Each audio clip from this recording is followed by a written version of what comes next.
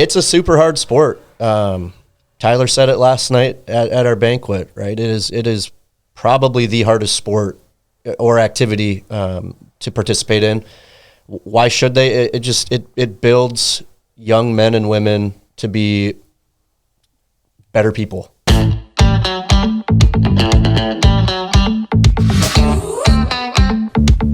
This is the Buffalo Community Podcast, all about the greatest small town in the USA, the people in it, and how it all works together. Here are your hosts, Tyler Reese and Mark Benzer.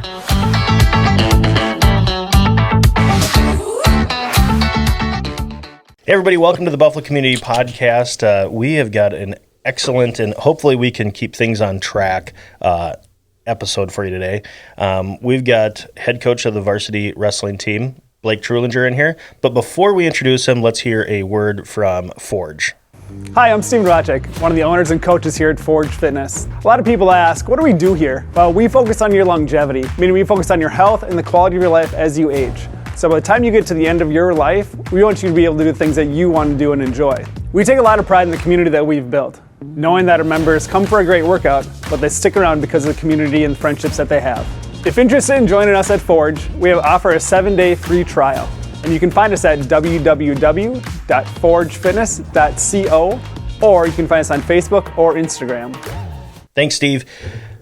Blake, thanks for coming in. I think that's Coach Blake to you. Coach Blake.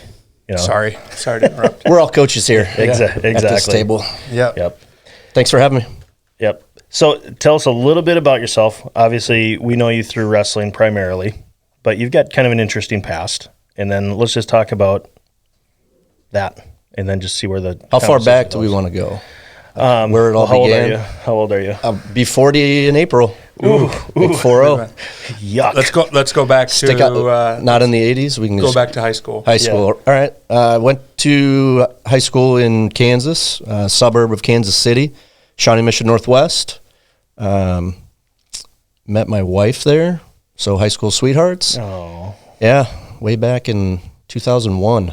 It's a long time ago. Graduated in 2002 and headed to New York, about an hour north of New York City, to attend the United States Military Academy at West Point, and did 4 years of schooling there and military training, and then just kind of a lot of rigor behind the life of a cadet for those 4 years.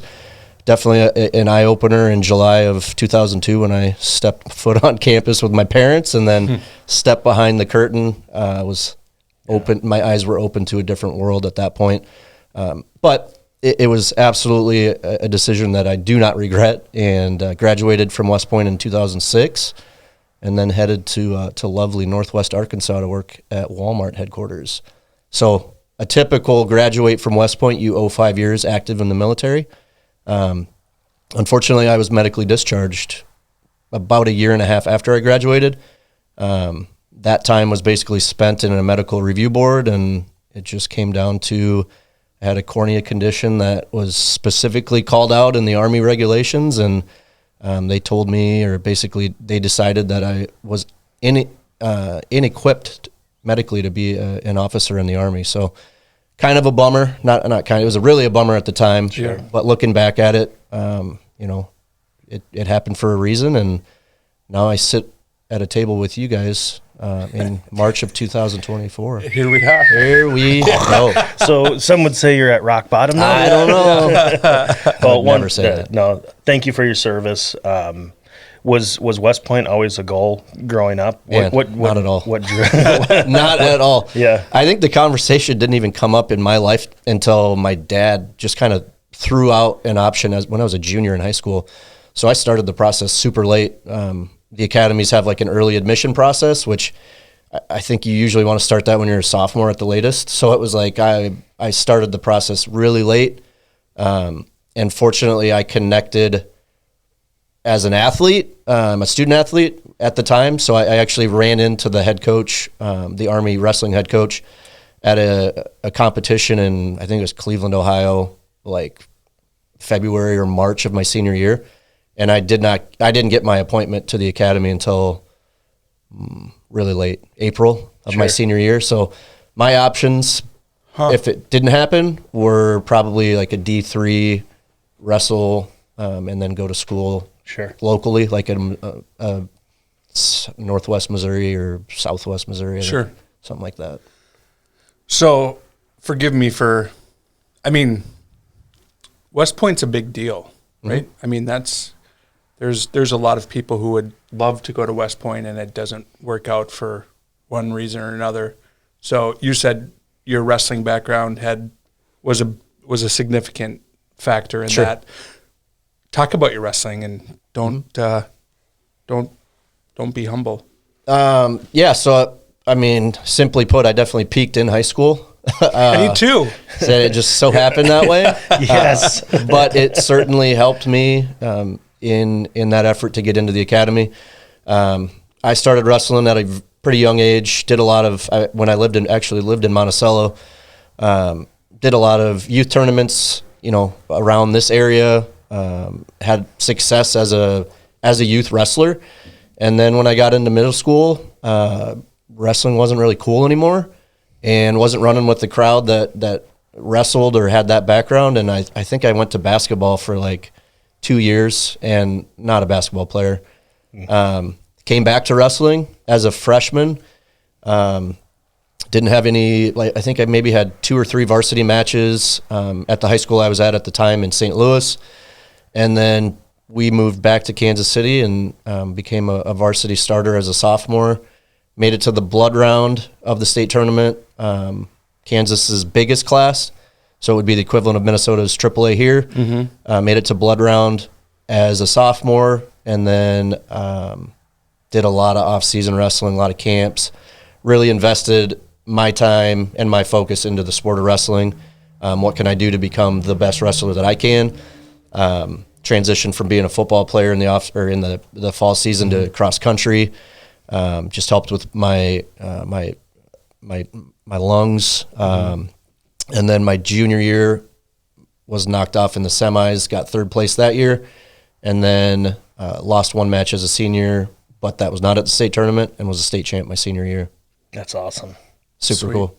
Yeah, it was something 4-3 match. Yeah, something I only found out a couple weeks ago at the state tournament here in St. Paul. So that's pretty cool. I mean, a little jealous you got on the top of the podium, but super happy for you.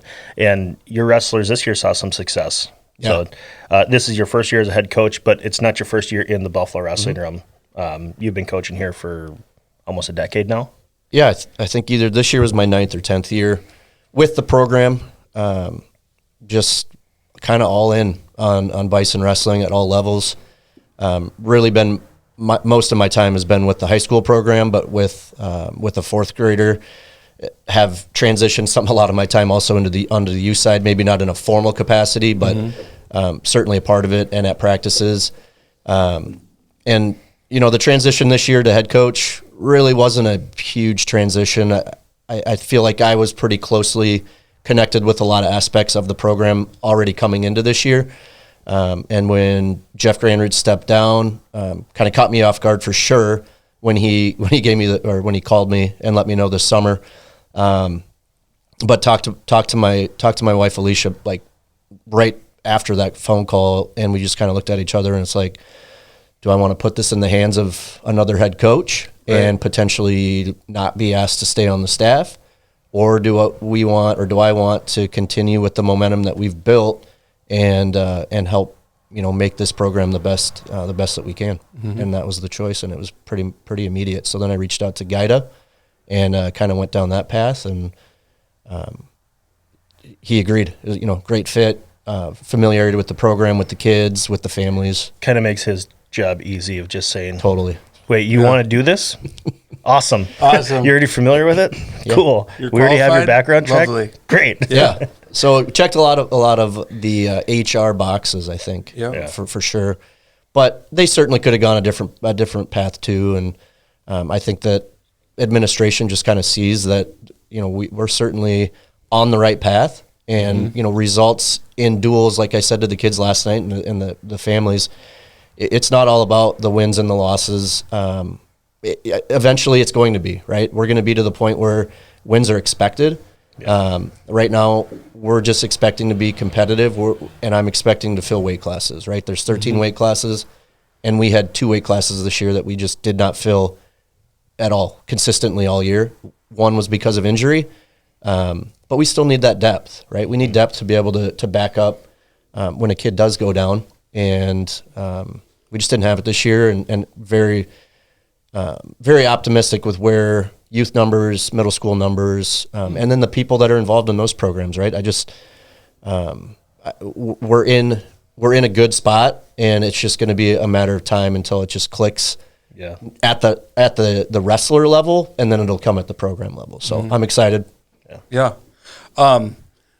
You talk about building a program, right? And your involvement at the youth level and kind of a bottom-up approach from, the results might not be where you want them to be this year, next year, but when you have that bottom-up approach, you'll get there. Somebody listening right now with a young kid, why should their kid wrestle? Ooh. The list is shorter on why they shouldn't. Yeah.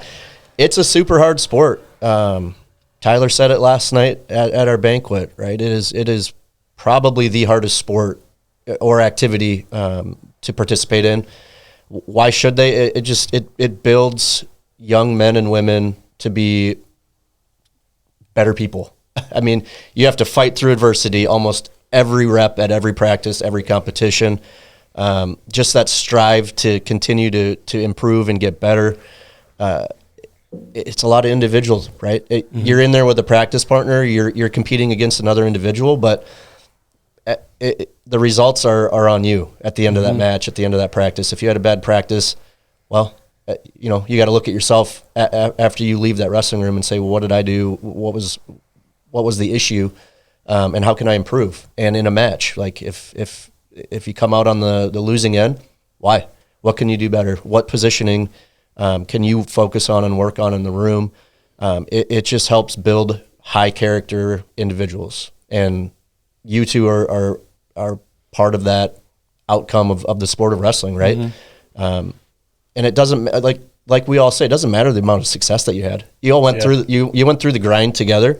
If you made it through a wrestling season, you did all the practices that the kid that won one match did, as the kid that won 30 matches did.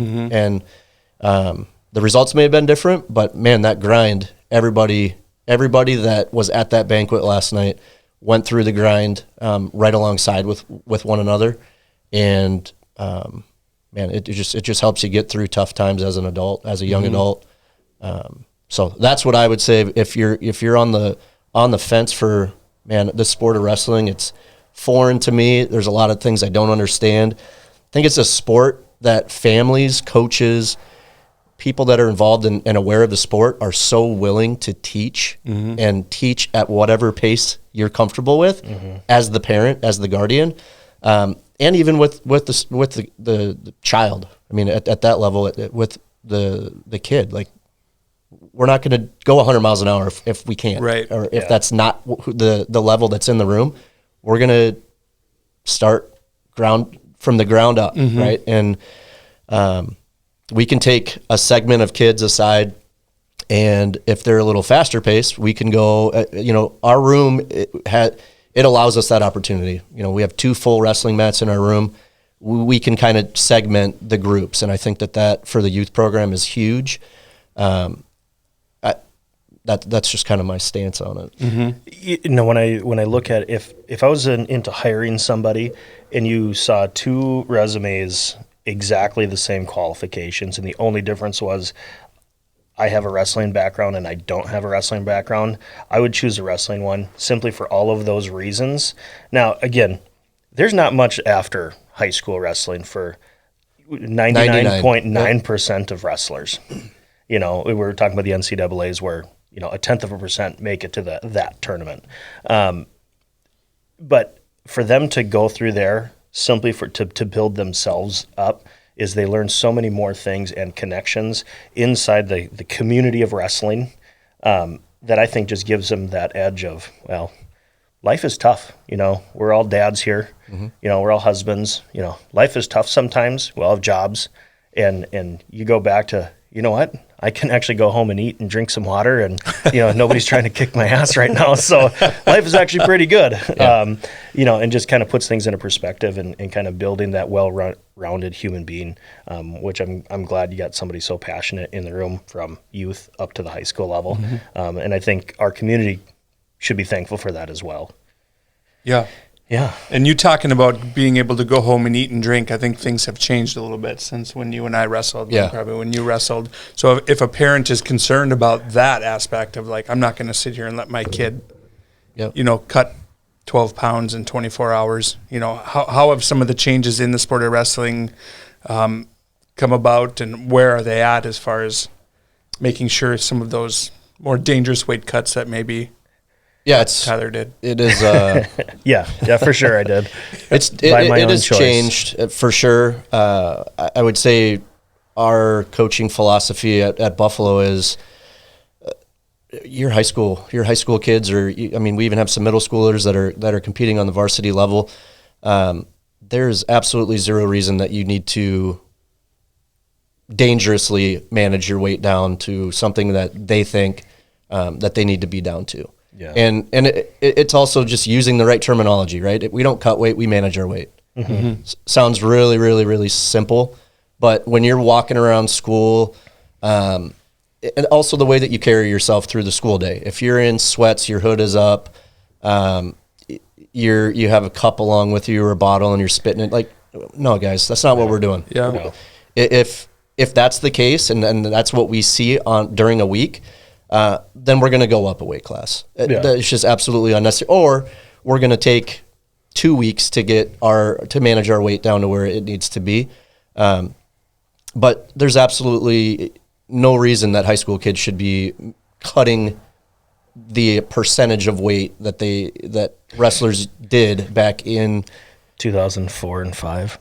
2000s. And that's how recent it is. In the last 10 years, probably 15 years, it's changed. Just my mindset has changed with how do you look at managing weight? Yeah. There's 13 weight classes. Like, there's opportunity from 107 pounds to 285 pounds, right? Find the right spot for you.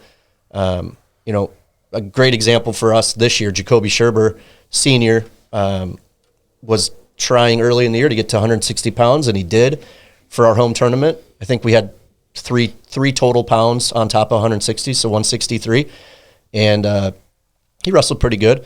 But we could just tell that weight management was going to be something that was going to be of focus for him throughout the rest of the season. And as a group, we just said, hey, 172 looks good for you, buddy. Yeah. And it just totally took that mindset and that thought process out of the rest of his season. Right, go get better at wrestling now. Go get better at wrestling. You are a strong son of a gun at 172 pounds. Yep. And he had success. 28 wins, right? 28 wins is a lot of wins for anybody, any level. I had 4. 4 and 8. Nice job. He says that just about every single 12 matches episode that we record. But then I went on after I got beat out of my varsity spot, I went on and went undefeated at the JV level my senior year. So I haven't lost a match since. So JV conference champ? Did you guys have conference tournament back then? I don't know. We had a couple of JV wrestlers that kept on calling it JV State. JV State. Yeah. JV State. No, they don't do that, Tony. Yeah. But yeah, no, it's great. Kind of as we kind of just get off wrestling just a little bit. What do you like to do? What do you like to do in your free time? Spend now with kids. Yeah. With kids at the age where they're in activities. Spend a lot of time with my oldest Bryant. Help coach baseball in the summer. We spend a lot of time up in that Brainerd Lakes area at my parents' cabin.